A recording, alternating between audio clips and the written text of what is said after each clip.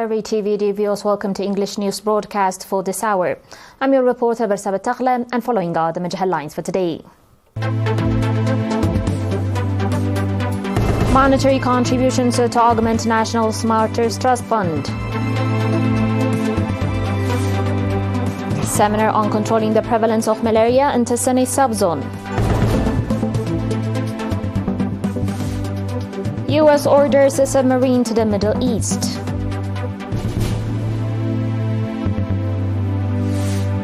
And the death toll from landslide in Uganda's capital risen to 17.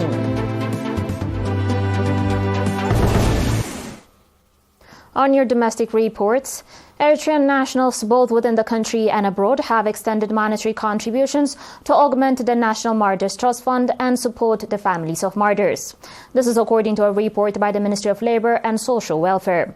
Accordingly, Mr. Goitom Tesfai Hailu contributed 100,000 NAFA, the Cooperative Association of Core 491 in Sweden contributed 47,144 kroner, and Eritrean communities in various cities across Sweden contributed a total of 108,560 kroner, $3,000 and 11,139 NAFA.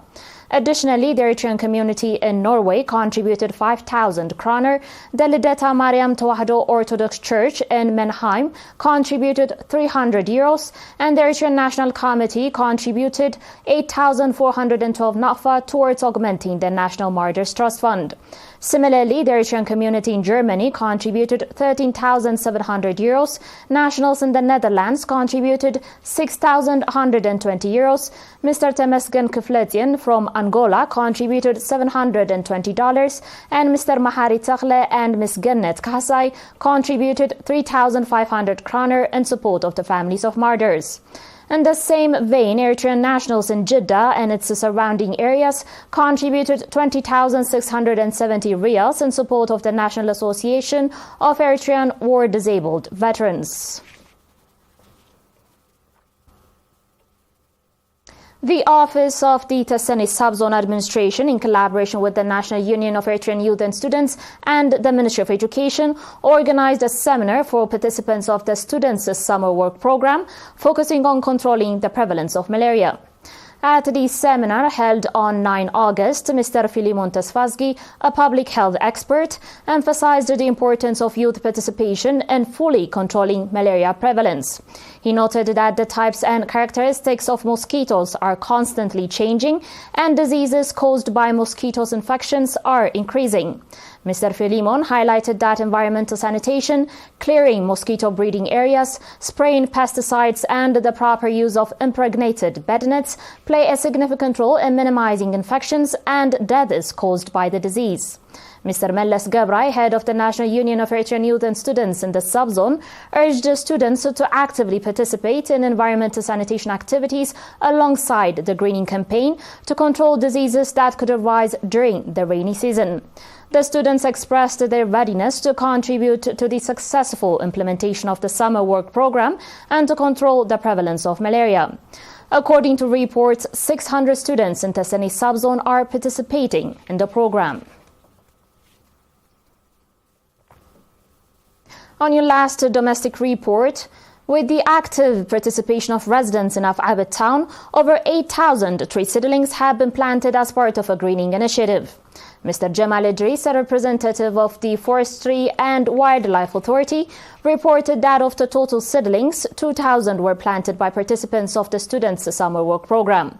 The trees were planted at various locations, including the offices of the town's administrative areas, government and public institutions, schools, camps, and other places.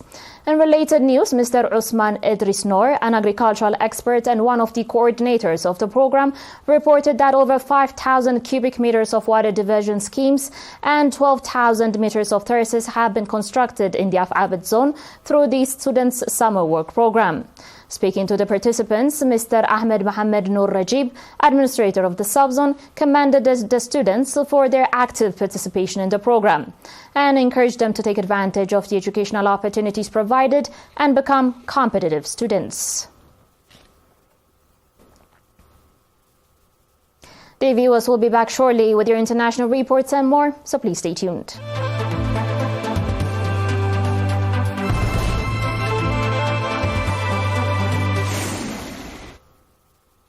Welcome back. United States Secretary of Defense Lloyd Austin has ordered a guided missile submarine to the Middle East and the USS Abraham Lincoln aircraft carrier strike group to sail more quickly to the area. The order on Sunday evening followed a telephone call between Austin and the Israeli Minister of Defense Yoav amid mounting tensions following the killing of senior members of Hamas and the Iran-backed Hezbollah.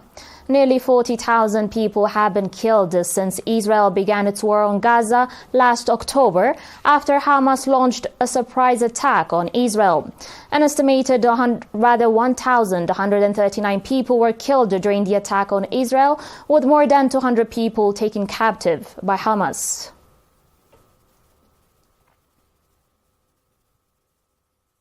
On today's final report, the death toll from a landslide at a vast garbage dump in Uganda's capital, Kampala, has risen to 17.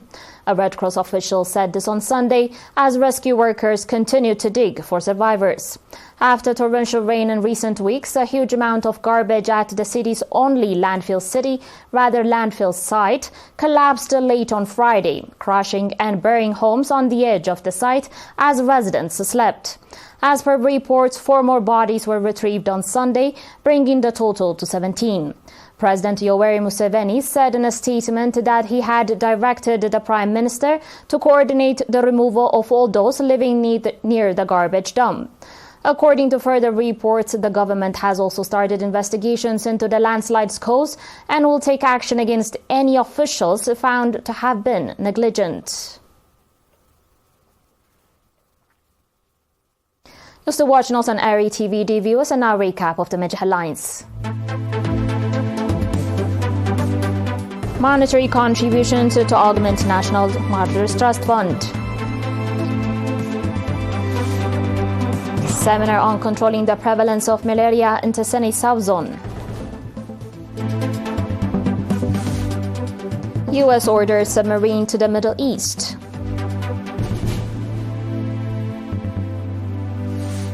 And the death toll from landslide in Uganda's capital risen to 17. That was all for today, dear viewers. Thanks for watching and have a good one.